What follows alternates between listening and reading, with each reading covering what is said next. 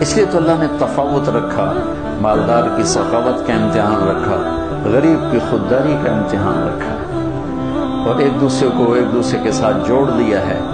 تو اللہ نے، میں نے ایک آیت پڑھی تھی، فَلَقْتَحَمَ الْعَقَبَةَ، یہ تعبیر پورے قرآن میں ایک جگہ ہے اور کہیں نہیں۔ نماز مشکل، روزہ مشکل، حج مشکل، جہاد مشکل، تبلیغ مشکل، تہجد مشکل، ذکر تلاوت، دین کے جتنے بھی احکام ہیں، کچھ مشقت تو ہے نا، مشکل تو ہے۔ کسی کے لیے یہ تعبیر نہیں ہے جو میں ابھی بتانے لگا ہوں، جو خرچ کرنے کے لیے تعبیر آئی ہے۔ اقتحام ہوتا ہے سامنے کوئی کھائی آ گئی، گھاٹی آ گئی جی، تو اس لئے پلتا ہوندے کوئی نہ ہے نا، تو عرب شاہ سوار گھوڑے کو اٹھاتے تھے، تو وہ چھلانگ لگاتا تھا اور پار جا کے وہ گرتا تھا۔ اس میں لمبی کھائی میں خطرہ بھی ہوتا تھا کہ نیچے گر جائے، عین ممکن ہے گر جائے، تو اس کے لیے لفظ اقتحام، ہیوی ویٹ لفظ استعمال ہوتا تھا۔ اور میرے بچوں نے گھوڑ سواری سیکھنا شروع کی گاؤں میں اپنے گھوڑوں پر، تو وہ ایک تو بڑا ماہر ہو گیا، اور دوسرا جو تھا وہ بھی کچھ نہ کچھ تو ہو گیا، لیکن اتنا نہیں تھا جتنا وہ چھوٹا تھا۔ تو میں آ رہا تھا ڈیرے سے، تو سامنے گھوڑے پہ آ رہا تھا، میں گیا، مولانا صاحب تو اسی بھی گھوڑ سوار بن گئے ہو؟ کہ جی بن گیا۔ میں کہا ذرا دوڑتا لاتے بھی کھاؤ، اور سامنے کھالا ٹپاونا ہے تسی گھوڑے نو، ایڈی ساری کھالی، ایڈی ساری۔ میں کہا اے کھالا تسی ٹپایا تاں میں تانوں گھوڑ سوار ماننا۔ انہوں نے کہا گل ہی کوئی۔ تو ایک ایکڑ پیچھے لے گیا اور گھوڑے کو دوڑایا۔ اب اتنی مہارت تو تھی نہیں، جب گھوڑا آیا قریب، اس کو اٹھانے کا طریقہ نہیں آیا، تو گھوڑے نے یوں گردن موڑی تو بیٹا صاحب عہدے جا ڈٹھے تھے، گھوڑا عہدے جا کھلوتا، اور شکر زمین کچی آئی، کچھ ہویا نہیں۔ اقتحام، گھوڑے کو اٹھانا اور جان خطرے میں ڈال کے کھائی کو پار کرنا، وہ جو عمرو بن عبد نے ود نے کیا خندق کے موقع پر، ایک آدمی جس نے پیچھے سے گھوڑے کو اٹھایا اور چھلانگ لگا کے دوسری طرف جا کر وہ کھڑا ہوا۔ مشکل کام۔ تو اب گھوڑ سواری ختم ہو گئی، لہذا اس کی سمجھ بھی بڑا مشکل ہوگا کہ بھئی وہ کمیں اوکھا ہے تو کمیں نہیں اوکھا، لیکن میں نے تھوڑی سی تصویر پیش کر دی۔ تو اللہ کہتا ہے تم نے پھر چھلانگ کیوں نہ لگائی؟ فَلَقْتَحَمَ الْعَقَبَةَ، پھر تم نے چھلانگ تو لگائی کوئی نہ۔ یا اللہ وہ کی ہے، وہ کیڑی گھٹی ہے جن تے اسی دھرک مارنا ہے، چھال مارنی۔ تو انہوں نے کہا فک و رقب، مصیبت زدہ کی مدد کر، مصیبت میں گھرے ہوئے کی گردن چھڑانا۔ اب یہ ایک ایشو لے کر آئیں، بیمار کی گردن بھی پھنسی ہوئی ہے، اور ہمارے ہسپتالوں کا جو حالات ہیں وہ بھی آپ کے سامنے ہیں۔ کچھ حکومت کا خزانہ تھوڑا ہے، کچھ ہمارے معاشرے میں دیانت کوئی نہیں، خدمت کا جذبہ کوئی نہیں۔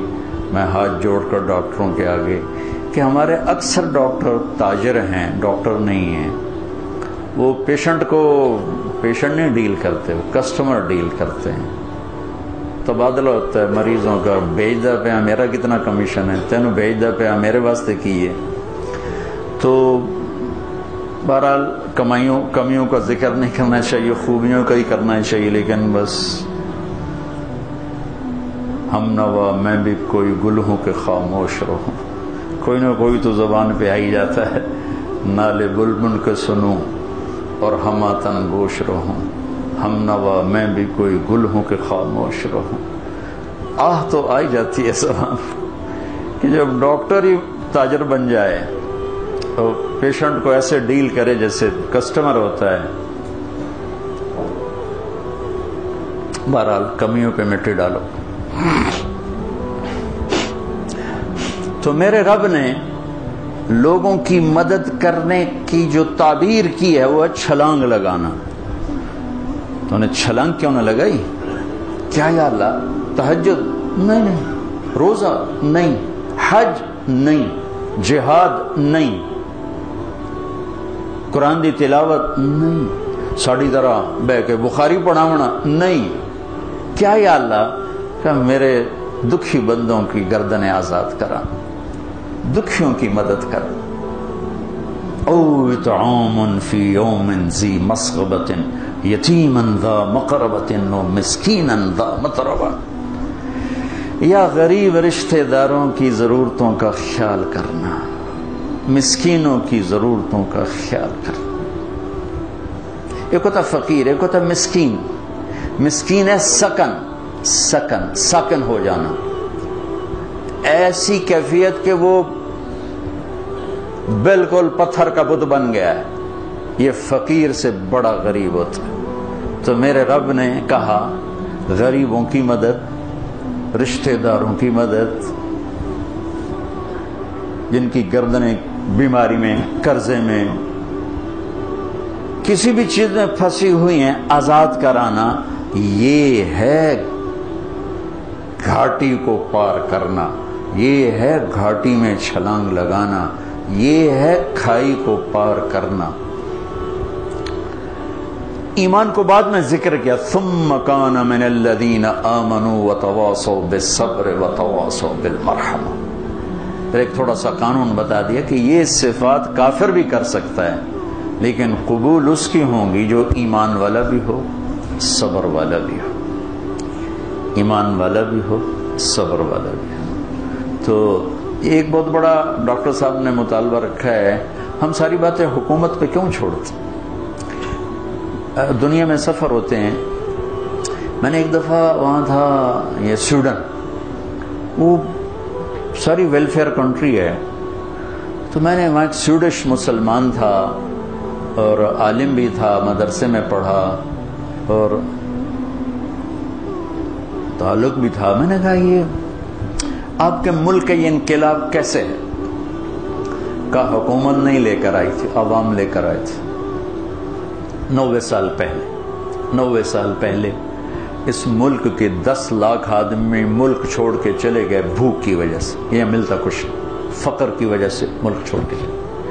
جب وہ چلے گئے تو ہمارے ملک کے سمجھدار، تاجر، پڑھے لکھے اور غریب سب مل کر جمع ہوئے کہ اگر اسی طرح لوگ جاتے رہے تو ملک تو صحرا بن جائے، تو ہمیں اپنے دیس کے لیے کچھ کرنا چاہیے. تو انہوں نے حکومت کو پیچھے کر دیا اور خود فلاحی کاموں میں لگے اور دنیا کی بہترین فلاحی حکومت بن گیا. ہماری حکومت بھی ذمہ دار ہے، لیکن وہ ہماری حکومت غریب حکومت ہے اور کچھ بددیانتی کی انتہا ہے، خیانت کی انتہا ہے. تو ہر جگہ تو وہ پہنچنا بھی چاہیں تو نہیں پہنچ پاتے ہیں. تو آپ لوگ، ہم لوگ مل کر اینٹ پہ اینٹ رکھیں تو کتنے ہسپتال بن سکتے ہیں، کتنی بچیوں کی شادیاں ہو سکتی ہیں، کتنے بے گھروں کو گھر مل سکتے ہیں، کتنے مسکینوں کی ضرورتیں پوری ہو سکتی ہیں. یہ اللہ کو انتہائی پسند ہے. سہولت دینا اپنے اللہ کے بندوں. ایک حدیث سنا کے بات ختم کرتا کہ اللہ کو اپنے بندوں کو سہولت دینا کتنا پسند ہے. میرے نبی نے فرمایا کہ ایک آدمی قیامت کے دن پیش ہوگا. بنی اسرائیل پہلے فرشتے، پہلی چیکنگ فرشتے، ہاں بھائی کیا ہے تیرے پاس؟ کہے گا زیرو، کچھ نہیں. پھر کہیں گے کوئی سوچ وچار کر، کچھ نہیں. اس کو اللہ کے سامنے پیش کریں، یہ اللہ تیرا بندہ ہے، سن لو کیا کہتا. اللہ تعالیٰ فرمائیں گے آج کے دن کچھ لائے ہو؟ کہے گا کچھ نہیں لایا. تو اللہ تو کریم ہے نا. اللہ کہیں گے کچھ سوچتا صحیح، کوئی بھلے نال ہی کر بیٹھو ہمیں، سوچتا صحیح، کچھ تو کیتا ہوئے گا تو.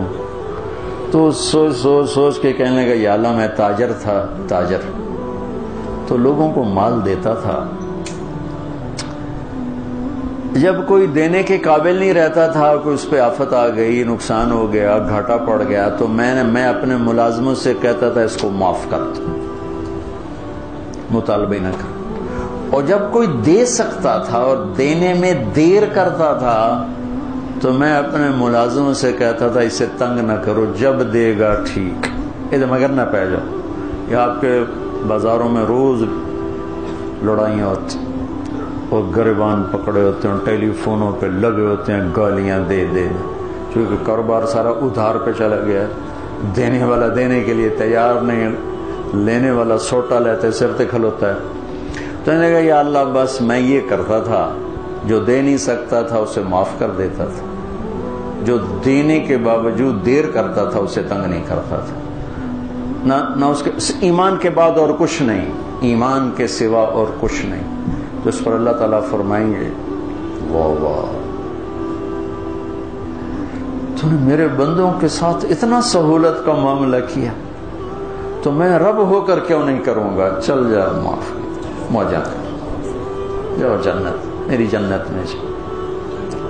اللہ بڑا کریم ہے، تھانے دار نہیں ہے، رب ہے، رب کریم، رب معاف کر کے خوش ہو رہا ہوتا، اجتا بدل ہے کہ خوش ہونا ہے، وہ معاف کر کے خوش ہوتا۔